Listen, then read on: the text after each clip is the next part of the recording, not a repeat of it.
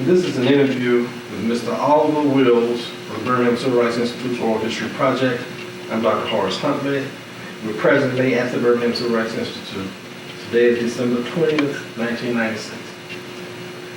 Thank you, Mr. Wills, for taking time out of your schedule to come and sit with me today. You're welcome. Just want to start by asking some general questions about you and your family. Were your parents from Birmingham?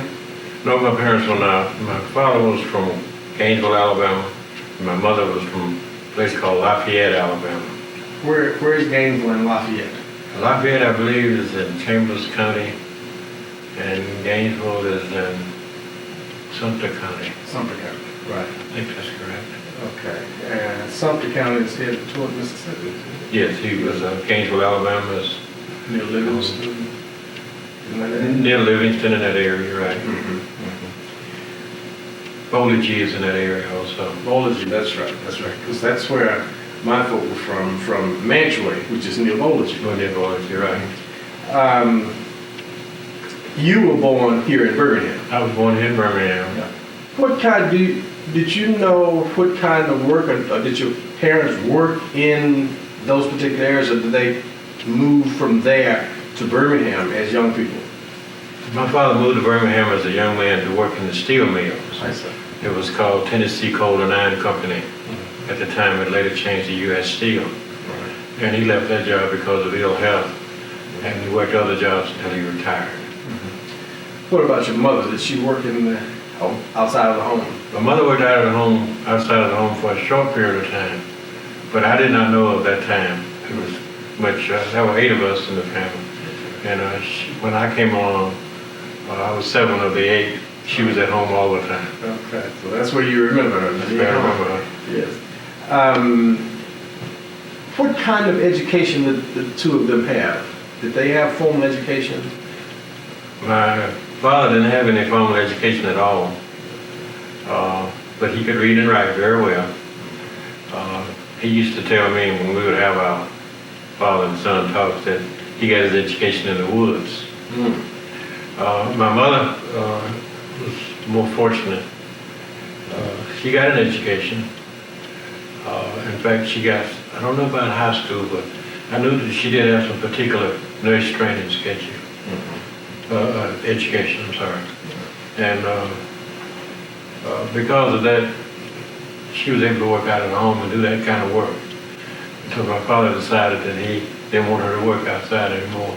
He got to a position where he could bring her home, and she stayed there. Right. He could afford to do it on his own. When he got to a point where he could afford to do it, he did it. That's right, yes.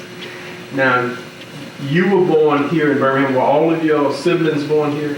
All of us were born in Birmingham. In fact, all but one were born in the same house. My parents, well, wait a minute. We were all born in the same house because my parents bought a house in West End, what was called West Princeton at the time, in 1908. Is that near Rickwood Field? Near Rickwood Field, closer to the BMC Medical Center. Okay. And my oldest brother was born in 1910. Okay. So you had a pretty large family that I'm assuming it was relatively close-knit. Of course. Yes. Yes, indeed. During that time, you know, our families usually were very close-knit, and then there was extended families with people in the neighborhood, not just relatives, but people in the neighborhood. That's the way it was in our neighborhood. If your family extended the neighborhood, if you misbehaved in the neighborhood, the neighbors could discipline you. If your parents found out about it, you got disciplined again. That's right. What elementary school did you first attend? Princeton Elementary. It was a 3-room schoolhouse in the neighborhood that went to the 5th grade.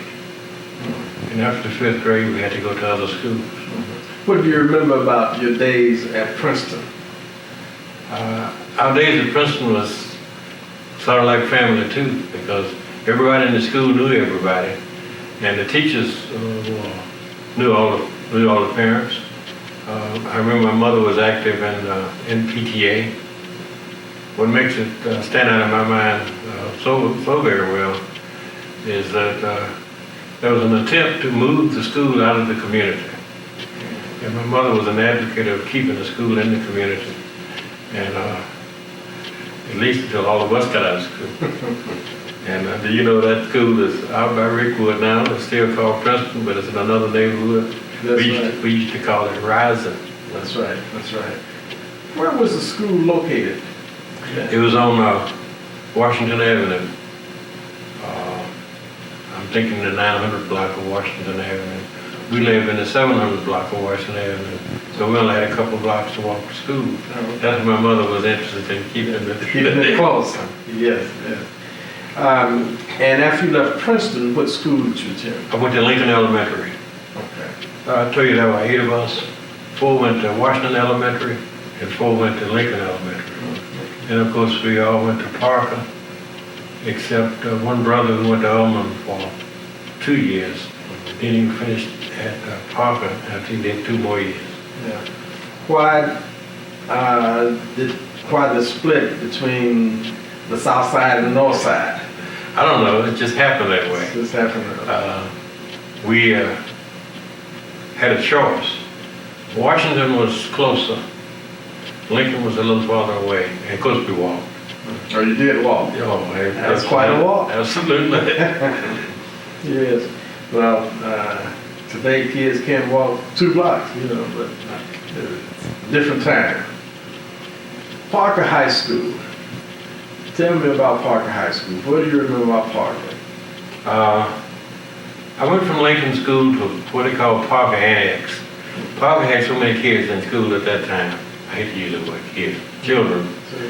In school at that time, they had to have an annex to take care of the, I guess was the overflow.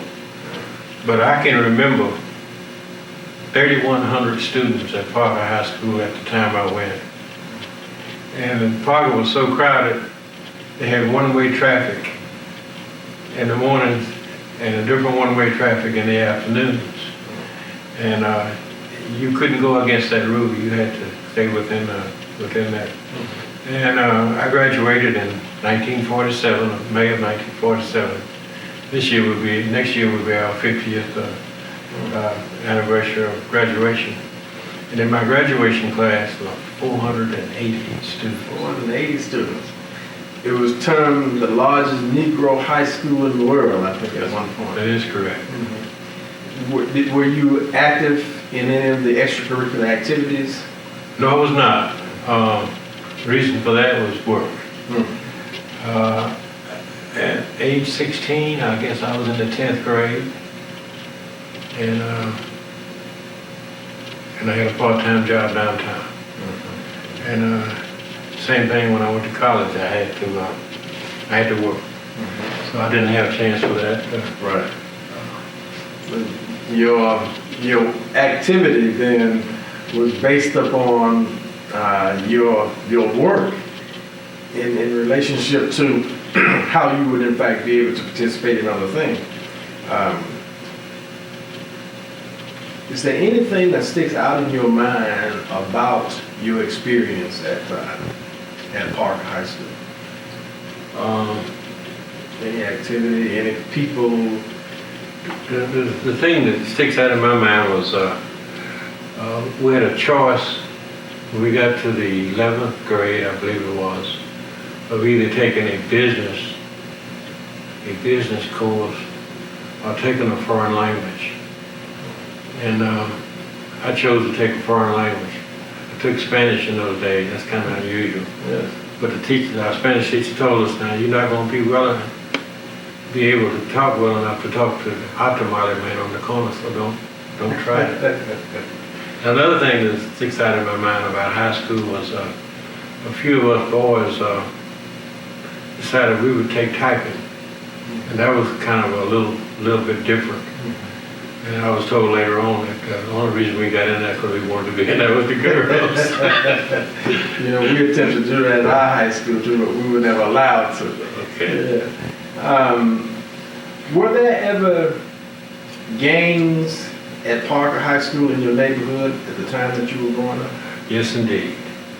They had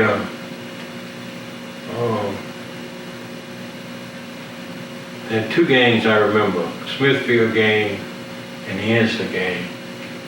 And they would fight whenever they thought they wanted to. Because the boys who lived in Smithfield walked to school, and the boys who lived in Hensley and other neighborhoods had to ride the special. They were called specials. They were not buses, they were trolleys. And believe it or not, they would catch those trolleys at the junction in Hensley, as I remember, and would ride to 3rd Avenue and 9th Street.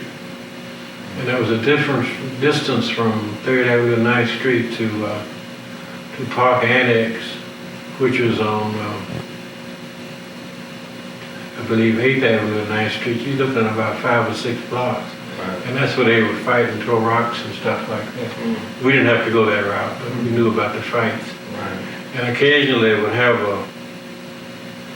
on the school ground, we didn't call it campus in those days, on the school ground, the guys would go in the lunchroom and would steal oranges, and they would throw them. They wouldn't eat them. They would throw them at the recess time. Mm-hmm. And the only way to stay out of the way of those oranges was to stand with your back to the building, where you could see what the red oranges were being thrown. So that's why you spend a lot of time with your back to the building. Right. Yes. Who was principal at that time? I had a principal, R.C. Johnson. Mr. Johnson was my principal when I graduated from Lincoln Elementary. And when we left Lincoln Elementary, he left and he went to Parker. Mm-hmm. Now, he was our principal at Lincoln and at Parker also.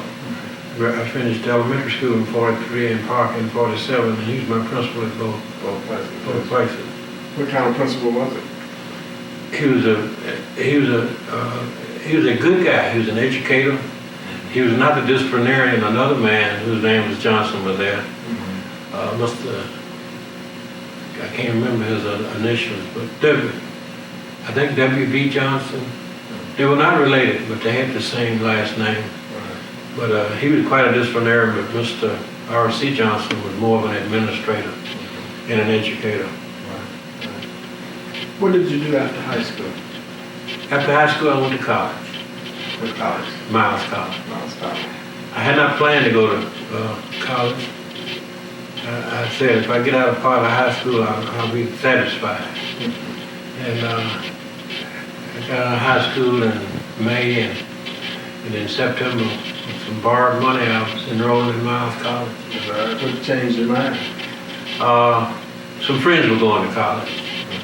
And I really had at that time, being as young as I was, didn't have any other reason but to go because friends were doing it. Right. Well, that was a good reason at the time. Yes. Had brothers or sisters preceded you in college? Yes, that was an attempt. Most all of my brothers and sisters, my parents attempted to send them to college. But because of the finances, because of the Depression, my oldest brother started at Tuskegee. He, of course, had to come home.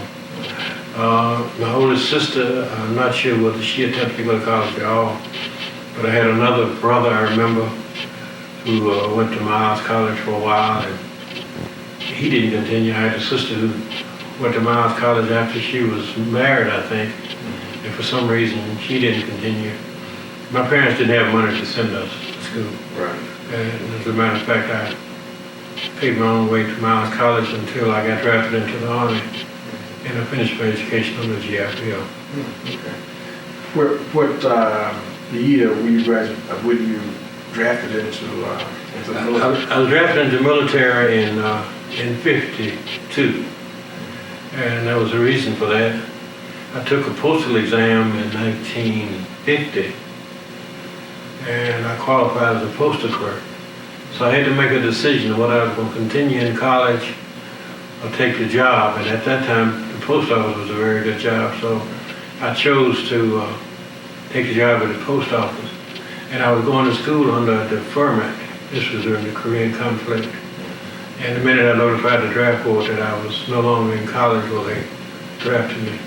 By then, I had landed the job in the post office, so I had something to come back to. Oh, yeah. Okay. Well, that meant something then for your future. Let me ask you just back just a bit. What was the transition like from high school to college?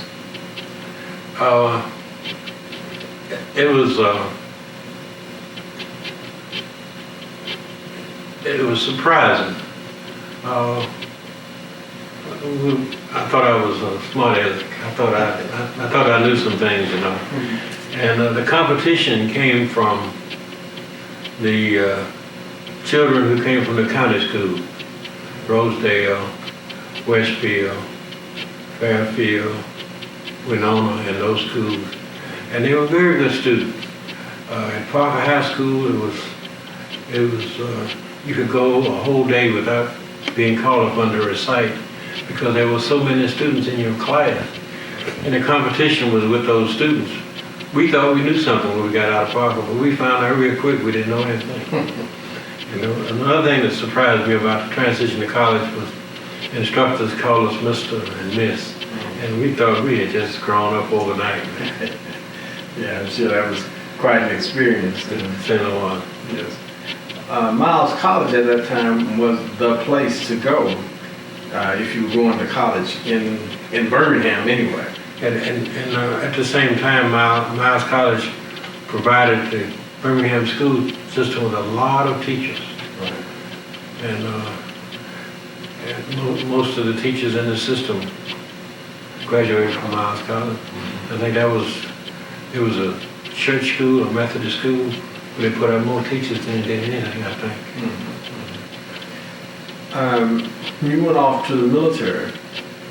You were drafted. I was drafted into the military. And you did your basic training in Fort Gordon? Camp Gordon, Georgia. And then I didn't go overseas. I did basic training at Camp Gordon, Georgia. It's now Fort Gordon. At Camp Gordon, Georgia, and I also went to a radio operator school in Gordon. I think that school was, back it was 24 weeks, and I graduated from that school as a high-speed radio operator. What's a high-speed operator? You have three speeds. You have low speed, you have medium speed, you have high speed. The high speed, we were taking Morse code at 25 words a minute, I remember. Intermediate was less than that, it was 20. And low speed was, because we all had to use the key. You had to send at a speed of 20, you had to receive at a speed of 25. And then, of course, you had to type the characters. You couldn't write that fast. Right. Some guys could, but everybody had a typewriter. And of course, you copied for practice at 35 words a minute in order to be able to copy and record at 25 words a minute. And then after that, I went to Fort Monmouth, New Jersey, where I went to a radar school. We became countermeasures search specialists. We were searching and analyzing radar signals. I thought that was something kind of sophisticated for those days. Yes, I really so. As you talked about the high speed, the medium speed, and low speed, what was the necessity for medium and low speed? Well, it's according to, at that time, all of the Army units, I believe, had some type of radio operation. Some type of radio operation, for instance, tanks and in the infantry, they could use voice. Didn't necessarily have to use the Morse code and the keys and the typewriters and stuff like that. But in the most sophisticated signal and radar units where they search and analyze signals, jam signals, and communicate with aircraft and ground people, they had to have more sophisticated radio operators, so they went to the high speed for the more sophisticated job. I see. The experience that you received in the military, was it useful after you left the military? Of course it was. It gave me a discipline that high school and college didn't give me. It gave me we were pretty independent coming up because we were together family, but we had to do a lot of things around the house. We did all the repairs and the hanging wallpaper and fixing up things like that. But the Army gave me a new dimension as far as being able to take care of myself and my own clothing and to be what they call a sharp soldier. The Army provided that discipline. I remember a lot of that stuff, like care and cleaning of your equipment. And your equipment was important to you, your rifle was important to you, your radio was important to you, you had to keep it operational and stuff. It made me a more responsible citizen, I think. And how long did you spend in the military? I spent in the military 2 years, active, and then after I came out, I got in the reserve and stayed for a while. Not quite long enough to retire, but I stayed in there for a while. Is that right? So you went back to the post office once you came back? Yes, I did. I came back to the post office in 54. I was in the Army from May of 52 to May of 54. Our first child was born in an Army hospital in Fort Monmouth in 53. Is that right? Was your wife from here? My wife was from here. She went to Rosedale High School. Oh, okay. And I went into the Army in May of 52. We got married in July of 52. And she was able to live off post with me at both installations where I served. How did you meet? You were from Parker, she's from Rosedale. We met at Miles College. Oh, okay. That's what brought you together. Okay. Then, after you returned, went back to work at the post office, then you returned to Miles? I returned to Miles College thinking that I had 1 year to complete my education to get a degree, and they had changed the curriculum a good deal. And of course, they held us responsible for that, and so it took me 2 years to graduate. And one of the driving forces there was my wife did graduate, and we had one child at the time. And I made up my mind that I didn't want the child to grow up wondering why Mama got a degree and Daddy didn't. Yes. Well, that was your motivation. That was my motivation. Yes, yes. About this time, some things are happening in Alabama. Really in the nation. 54, the Brown versus Board of Education decision. 55, a number of things, the Montgomery bus boycott. 56, the NAACP is outlawed in the state. Alabama Christian movement is starting. Is this something that you were discussing at the time and that you saw happening? What was what was happening with just average person? It was close to us because we knew people who worked in the post office who were members of the NAACP at the time that it was outlawed and called a communist organization, stuff like that. Right. If memory serves me correctly, I can call that one or two people were discharged by the post office because of their membership with NAACP. And I think it took some active part on some people to fight that. And that one guy, I remember, he actually got his job back, but it was a struggle to get it back. But I know one guy was actually terminated because all of that was being discussed. Because that person was terminated, did that create a fear of others to get involved with the NAACP? I don't know whether it did or not. I don't know whether it created a fear for them to get involved or not get involved. By the way, when I was interviewed by Lola the other day, it came out that I was hired in 1951 in the Birmingham post office as one of the first black postal clerks. They would hire carriers and mail handlers and custodians, but the clerk and the carrier took the same examination. And when a black would pass and they'd come to an interview, you designated them, you took the examination of whether you wanted to be a clerk or a carrier. And all the blacks who designated clerk, they were talked out of it. You don't want to be a clerk. Most of the guys, the colored guys come in here, Rather be a letter carrier, because you're your own boss. And think about all those Christmas presents you can get out there on those routes, you know. You have everybody looking over your shoulder, and then they would go to letter carrier route. And we came along, we designated clerk, and we were determined that that's what we wanted to be, but we didn't know at that time that the post office department had ordered the Mobile, Alabama post office to high blacks. And I took the exam in June of 1950, and I was hired in January of 1951. You said we, does that mean? There were three of us. Who were the other two? One guy was named Reed Payne. Reed Payne lives in Atlanta now. And another guy's name was John David. I don't know what John is now. What was that like, you being the first? I used to determine as looking at, I know what Jackie Robinson went through now. And they had a way of keeping us together by ourselves. We didn't, at first, they didn't allow us to sit by the whites. And we sat on the same ledge, sticking mail. There was always a seat on either side of us. Sometimes they would not move one of us until they could move all three of us. They would not move one of us until they could move all three of us on one job.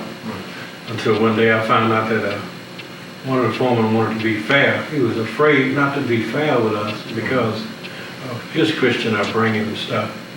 So when I found out that one guy came in and quit, another black guy came in and didn't work very long, and I found out, he asked me, well, why did he leave? Did he feel like we were mistreating him or something like that?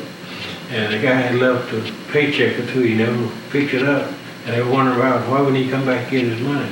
Because they wanted to ask him, why did he leave? When I found out that this foreman wanted to be fair, well, I started telling him, I want to learn to do other jobs.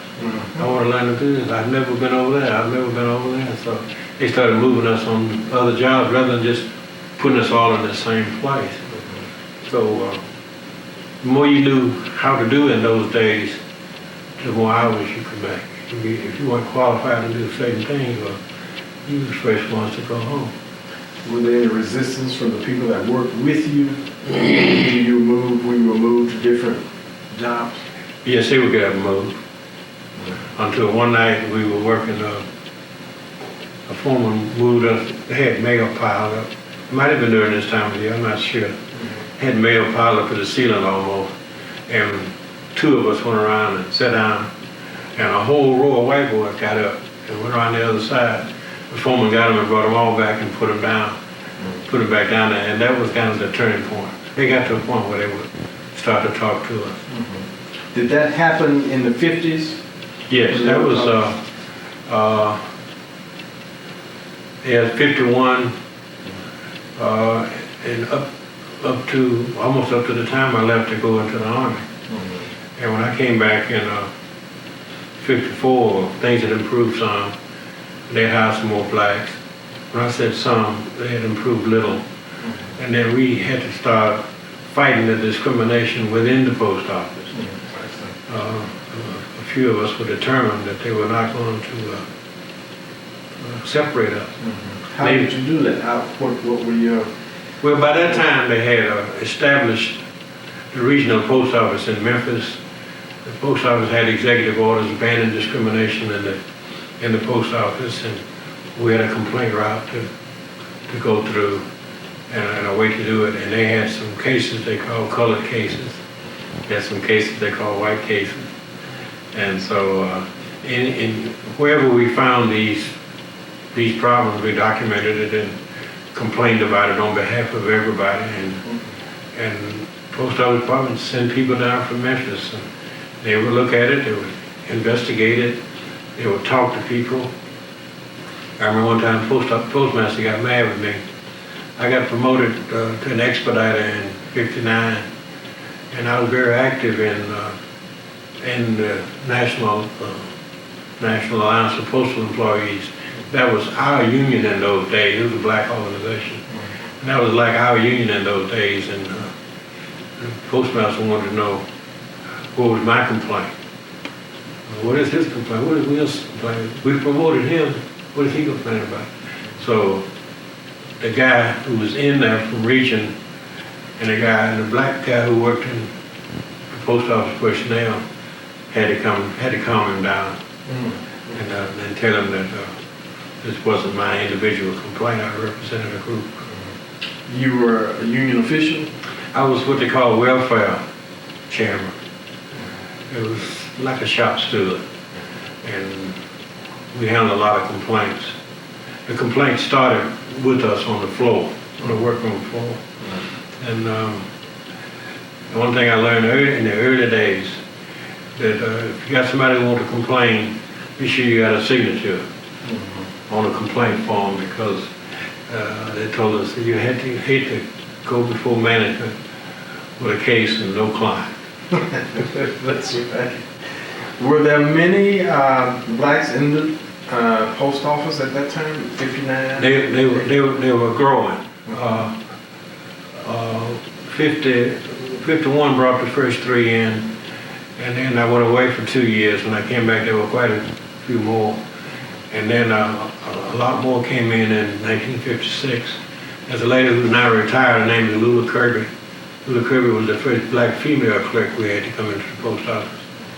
And then some of those other females followed her, and white and black, and pretty soon the place was crawling with females.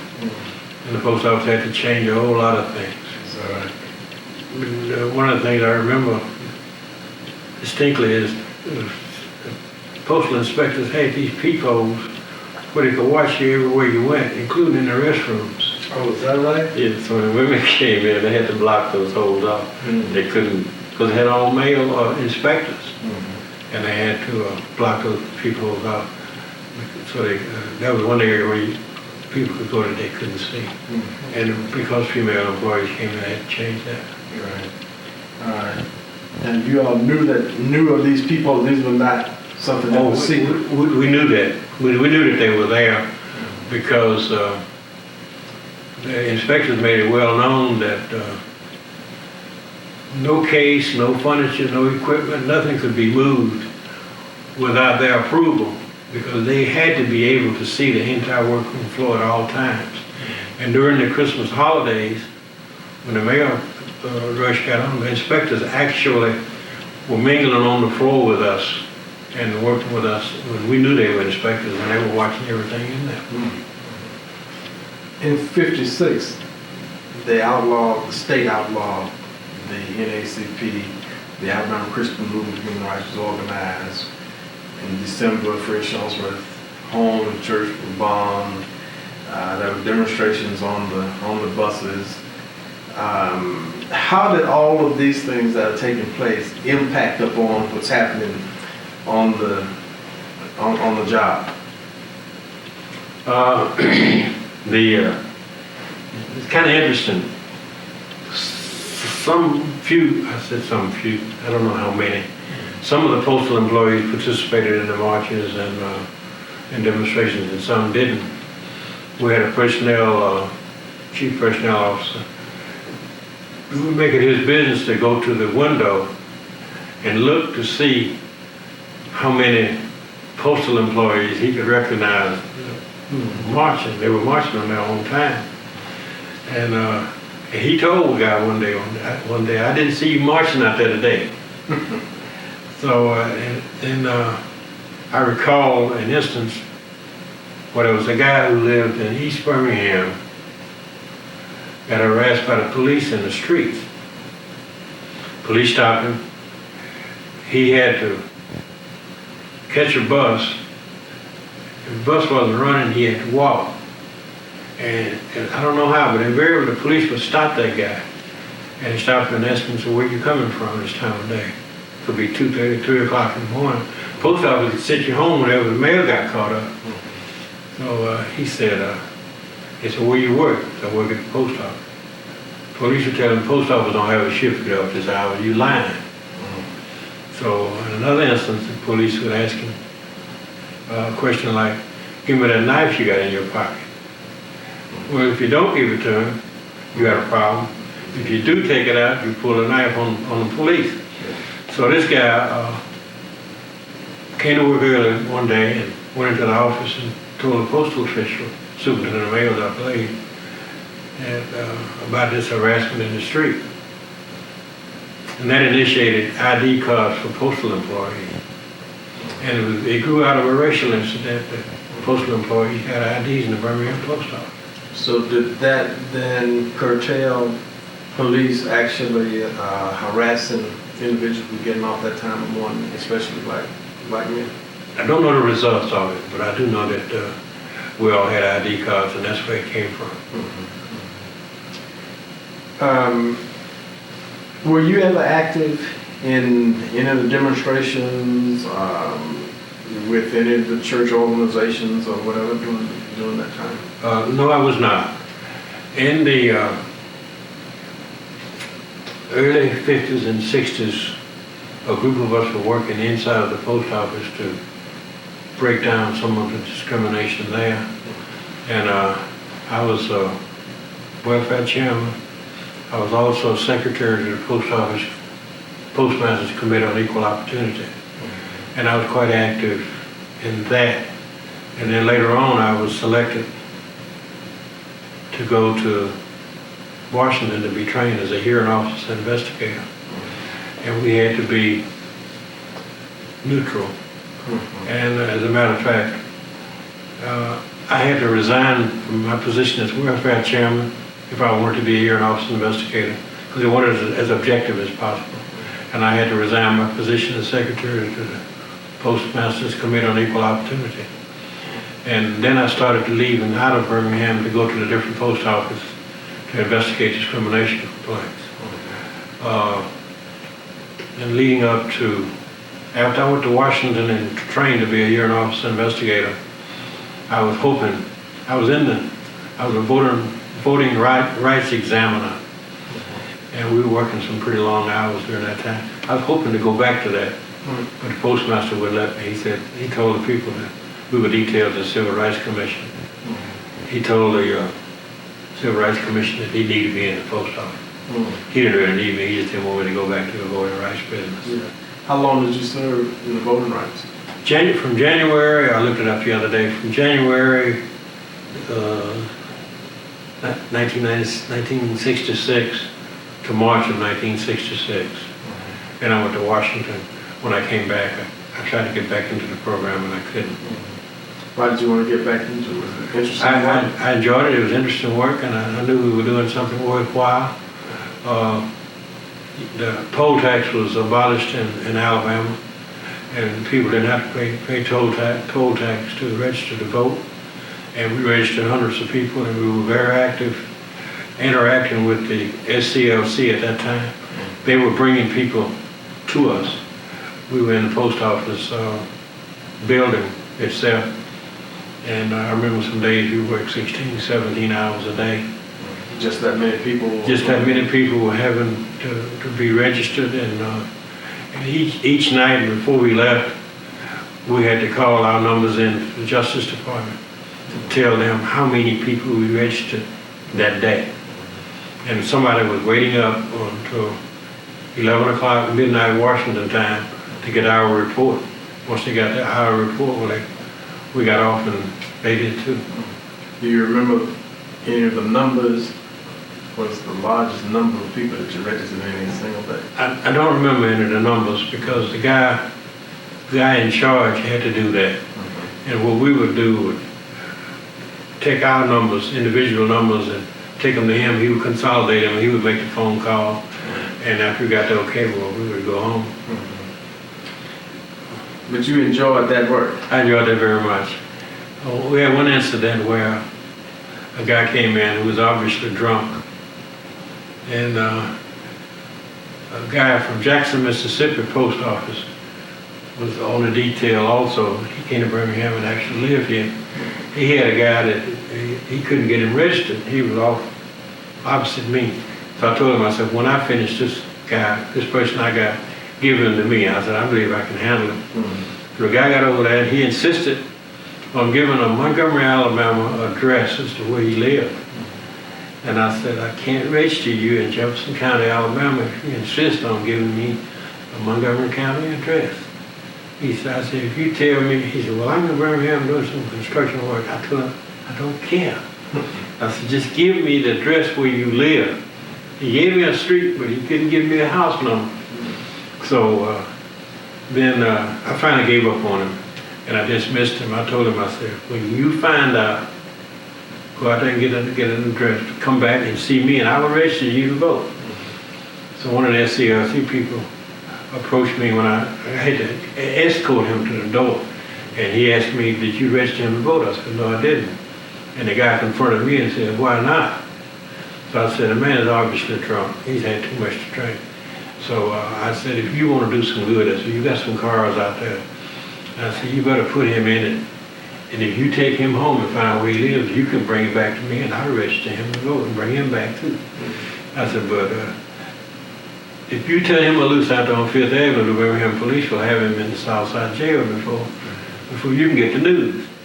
So they evidently got the guy and carried him home, but I never saw him again. But he didn't live in Birmingham. But he was there working. He was working. He was in Birmingham doing construction work, and he was renting a room with somebody, room and bowl.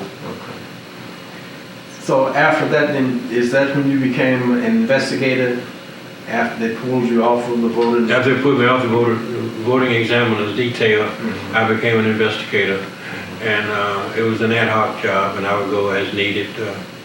And when they got a complaint, Memphis would call me and tell me, we want you to go to Nashville, we want you to go to Montgomery, we want you to go to Mobile or wherever it was. I even did one in Fairfield close by. Right. So did you do your normal job in the post office? I did my normal. They called you? I did my normal job in the post office until they called me. And when they detailed me to do one of those, I was detailed at a higher level of pay. And that's when I got interested in doing that kind of work and applied to transfer to EEOC. How long did you do that investigation? About a couple of years. From the spring of '66 until June of '68 when I transferred to EEOC. What were some of your most interesting investigations of that time? I had a couple. It was interesting. We had one in Montgomery, Alabama, who was a white person. See, we not only did the discrimination, but we did adverse actions also. We had a white guy in Montgomery who was about to be fired for drinking on the job. And he was represented by the Federation of Postal Clerks, which was a white organization. And the representative worked in the Birmingham post office just like I did. So we both showed up at Montgomery on different sides of the table. And so, and I was there to hold a hearing on the adverse action. And I had all the write-ups, all the disciplinary reports, all the whole file on the whole thing about how he left his job and went out to his car and had his beer, and the postal inspectors followed him out there and actually confiscated the cold beer cans where they knew he had been drinking. And so they were proposing to remove him from the service. So they asked for a recess as soon as they found out that I was going to be the year officer investigator. They resolved that thing. It's all right, without ever going to a hearing. And the guy had been in the postal service long enough to take an early retirement. He retired a little bit earlier than he had planned. He hit the age and everything. So he retired, and I didn't do that one. Right. Another interesting one, I went to Nashville to do a discrimination complaint investigation. And our job was to meet with the postmaster when we first got there and let him know that I was indeed there and who I was and show him my credentials. And he wanted to know what was this all about. So I said, I'm not at liberty to tell you what it's all about because all of my work is confidential.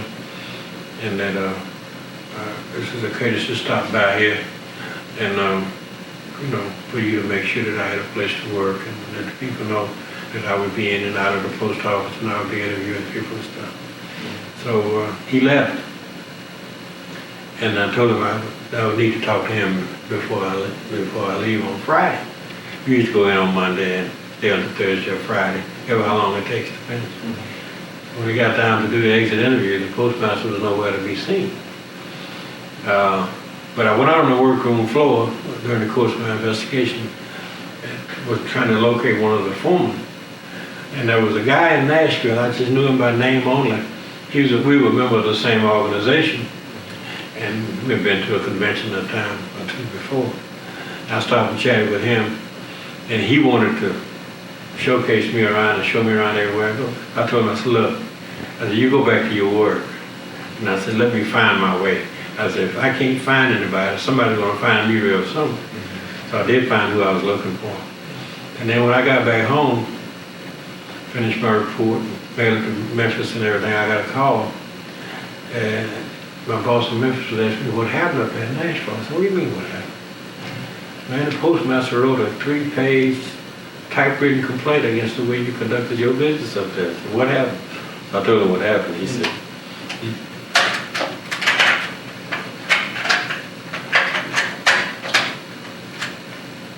he told me not to worry about it. That I know you did it by the book. I could tell by your report, but I just wanted to hear from you. He told a whole lot of lies on me about this. I met this guy and I talked to him. He was a friend of mine, and we would walk around the floor laughing and talking and stuff. But So you didn't get into any hot water as a result of that? no. So I told him, I said, I'll be glad to go back to Nashville anytime you want to send me.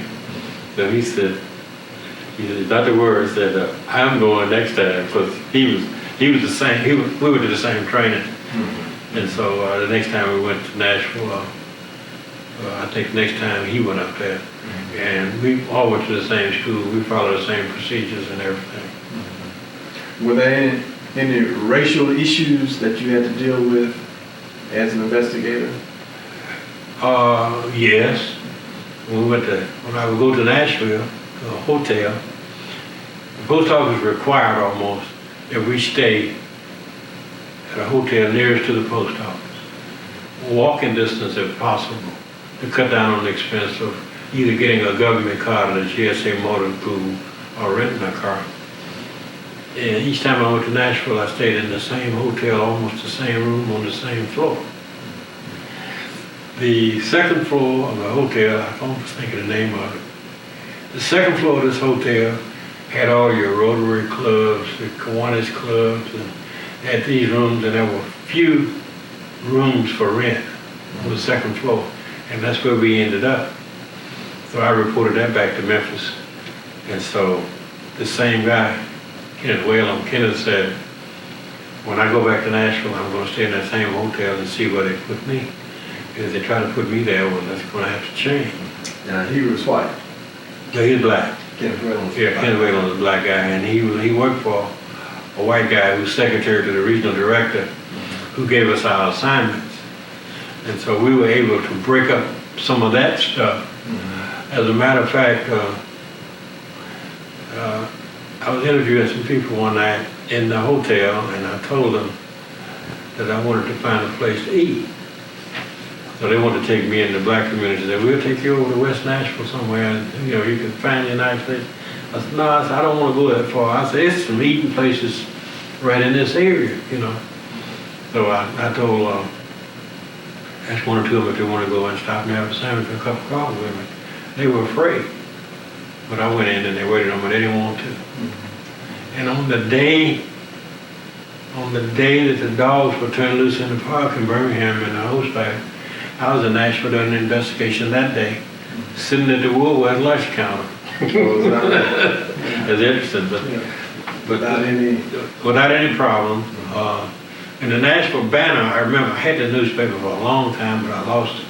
The Nashville Banner had the whole picture of everything that was happening in Birmingham in the paper. I bought a paper, brought it home, and showed it to my wife, and I kept it for a long time after we moved so many times. I lost it. And but the Birmingham News had nothing in there, nothing in the paper. What was it like as a young black man with a family, raising a family in Birmingham, in the segregated Birmingham, of the 1950s and early 60s. My wife and I took the same approach as my parents took with us. Our parents didn't tell us that we were any less than or any better than anybody else. They taught us honesty. So we did our children the same way. And our children, in fact, grew up at a time that they integrated some of the school. And What school was it at?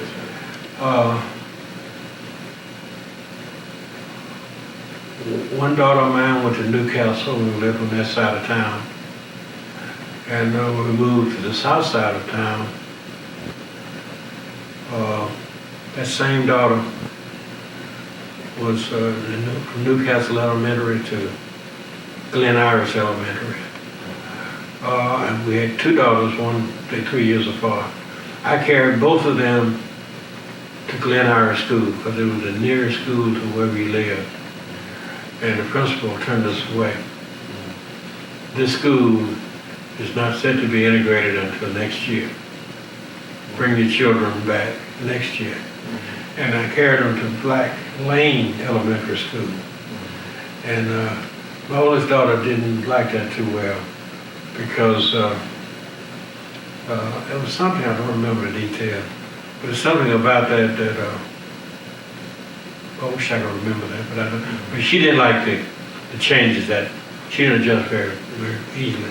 She was Back good. to Lane, you mean? Yeah, but she was a good student, and she didn't have a problem. She soon got over that.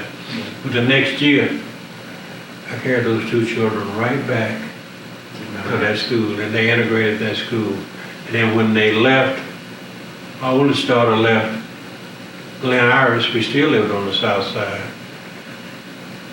She was in the first class at Ramsey High School, but that was integrated at that time. What was that like? It was difficult. We had to fight through all the white traffic, take them to school, and they were yelling, and the white kids were sitting on the top of these cars and stuff. And I don't remember any remarks, any racial remarks, anything, but I knew it was kind of difficult getting them in and out. Because of the crowd? Because of the crowds outside of the school. Mm-hmm. Not only were there students, there were parents also out there, and the police were nowhere to be seen as far as doing anything about it. Was that a frightening scene for you? It didn't frighten me. It didn't frighten me because I've been involved in this stuff, a long time, and we were determined that was what was going to happen. What year was that? I'm trying to remember.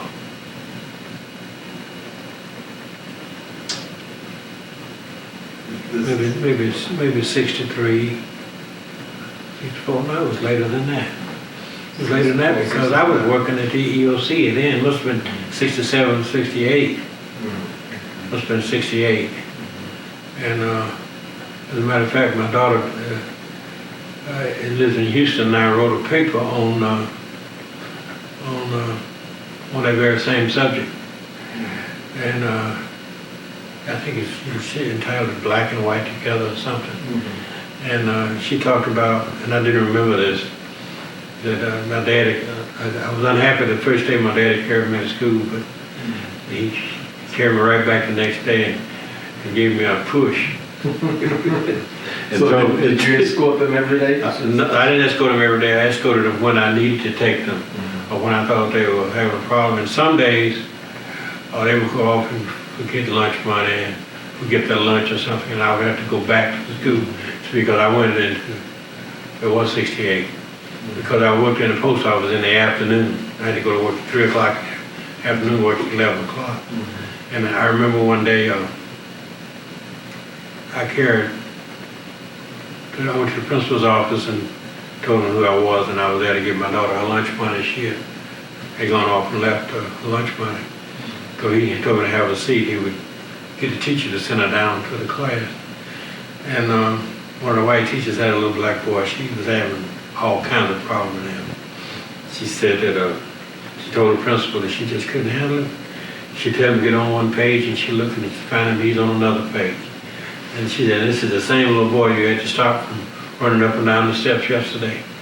So he was kind of embarrassed a little bit, you know. So he told the little boy to sit down there. So the little boy sat down there by me for a long while. Then my daughter came in and I gave her the lunch money. I laughed after I left. I said, well, that's good education for her. That's right. That's right. That's But I'm sure they had some problems like that. So you then went to EEOC after your investigative work that you did. After I learned, the post office trained me, I went to EEOC as an investigator. Did you stay here in Birmingham? Yes, I did. Worked in the Birmingham District Office of EEOC. I went out of Birmingham time to time, went to Atlanta for some training, went to Washington for training and stuff like that. And went to different places where we had a seminar, management training and stuff like that. And in the EEOC, you were still working though for the post office? No. I transferred So you're agent. out of, okay. Out of the post office. EEOC was a separate agency altogether. So I just So this is not the internal EEOC? No, it was a transfer to the Equal Employment Opportunity Commission. Okay. I would assume you had some rather interesting cases there. Oh man, hundreds of them. Hundreds of them. Are there any that stands out more so than others?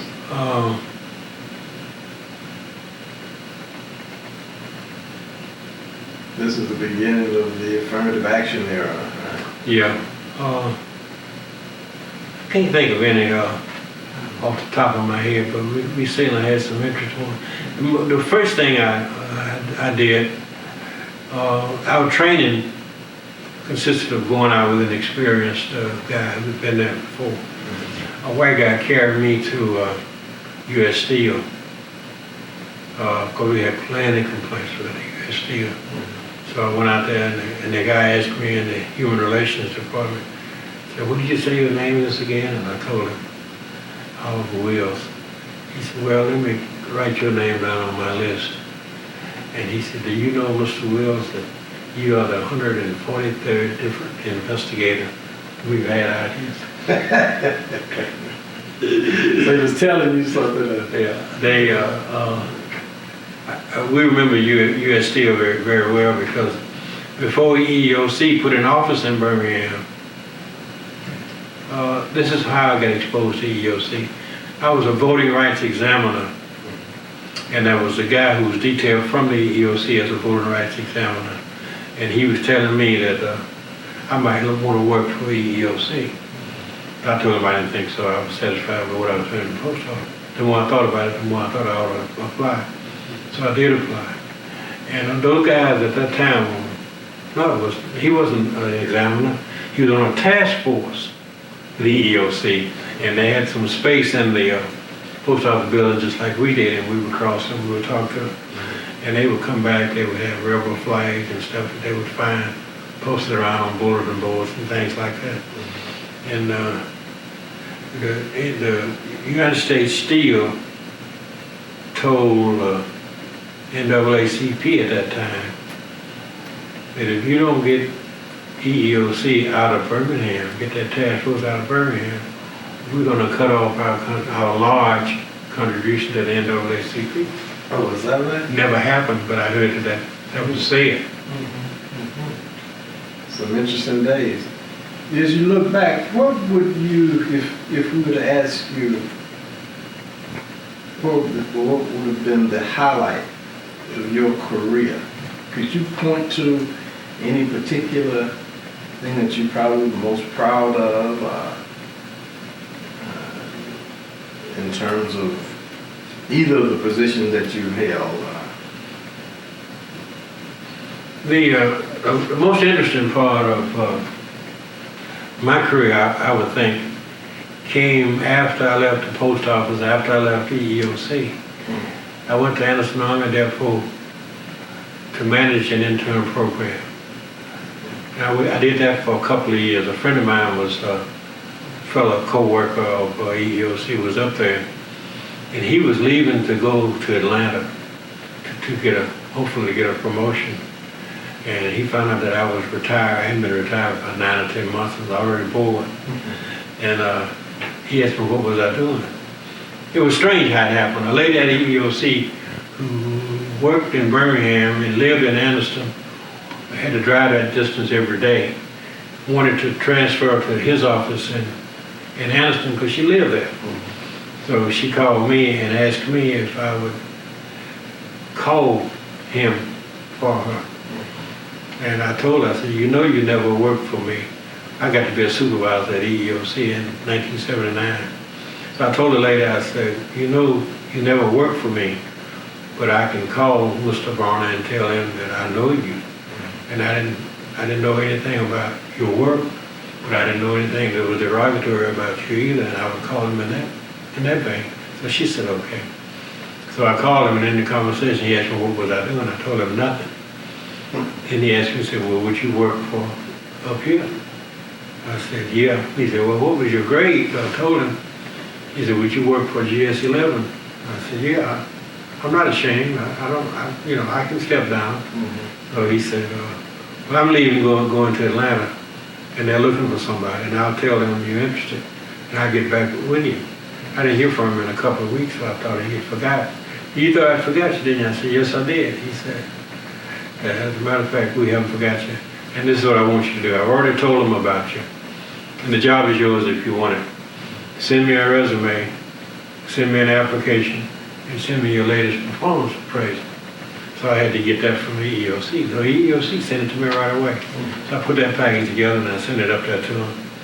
And he called me back and told me, he said, well, it's like I told you, you got the job, but they want you to come up here like Thursday, and just to meet the people. So I went up there and he said, not an interview, so don't think it's an interview, don't think you're vying for the job. It's just a casual conversation kind of thing. So I met the people and went to work immediately. What did the job entail? Managing the Equal Opportunity Program. They had 4,700 civilian employees on that base at the time, and about 50 or 60 military. My job was to manage the program for the commander. I was on the commander's staff. It was the commander's commitment to the program. He hired me to manage it. There was two parts of the office, an affirmative action part and a complaints part. I had an affirmative action manager, I had a complaints manager. I had an EEO counselor who was part of the complaints process. So we had some complaints too. But the idea was to listen to the complaints, get them resolved as early as possible. And the whole philosophy of Army at the time was to keep the complaints at home. Don't let the complaints get off base. If it's any way possible, we can resolve them. And I left the resolving up to the counselors who worked for me and the complaints manager. If it got to be difficult, then I would step in and go talk to the directors and the different directors and things like that, just to make sure. Now, this complaint has got to a point where it won't resolve. And I want you to know that I have to take it to the commander and tell him everything that we've done to try to resolve it in your direction. Now, if you're satisfied and it won't resolve, you let me know, and I go to the commander as soon as I get an appointment with him. And with that kind of pressure, generally you could come up with some kind of a settlement if it was not too far afield for the guy to do it. And we kept up, we monitored the whole program. Recruitment, placement, promotion, transfers, and all the numbers of minorities and females. And every month, I had to report to the commander and his whole staff about, we call it review and analysis. And I would tell them the ups and downs. And every manager and supervisor had built into his performance appraisal, into the performance appraisal system. EEO was a part of one of his, I can't think of the word now, one of the things that he had to measure up to. In other words, if he had an opportunity to select minorities and females and didn't, he better have a good reason for not doing so. All of the candidates for awards, and they gave out some pretty nice cash awards to supervisors and managers, all the recommendations came to my office. and we would look at them, and we'd go back in the computer and pull up the various opportunities to select. And if there were no problem, we okayed it, went on, and the guy got the award. But if there was a problem, I would have to put a critical review of it, then it would go back, and the guy wouldn't get the award. And we made a few enemies, but it worked. How effective was the program, since it was an internal program? It was effective to a degree. The reason I said to a degree, I worked for the commander, and the commander had a civilian counterpart, and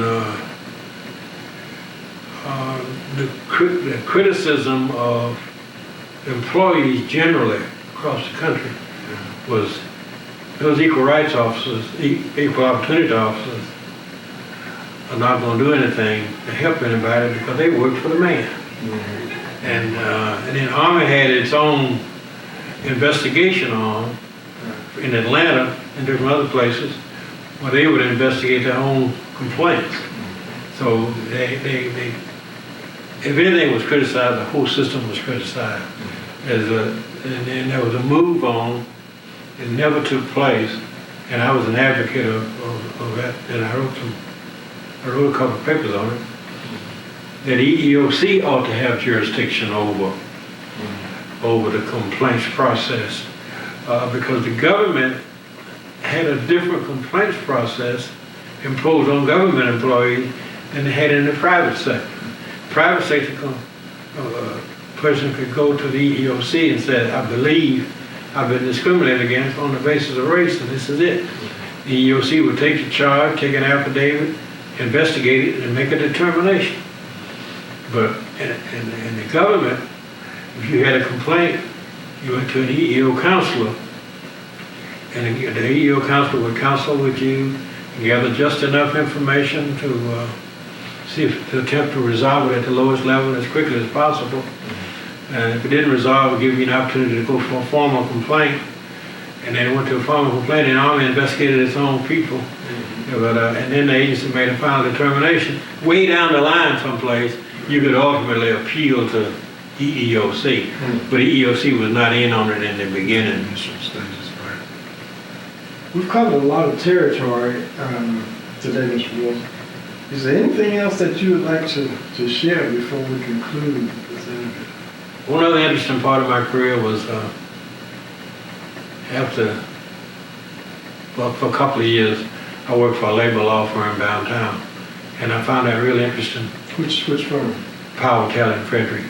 They have since merged with someone else. And I worked with them, and they had one big nationwide client, and they had a class action lawsuit going.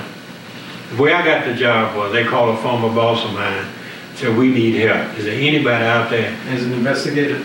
Right. Is there anybody out there who can help us? So he told him that Oliver Wills is retired. So I'll see if I can give him a call. I called him up. He called me up.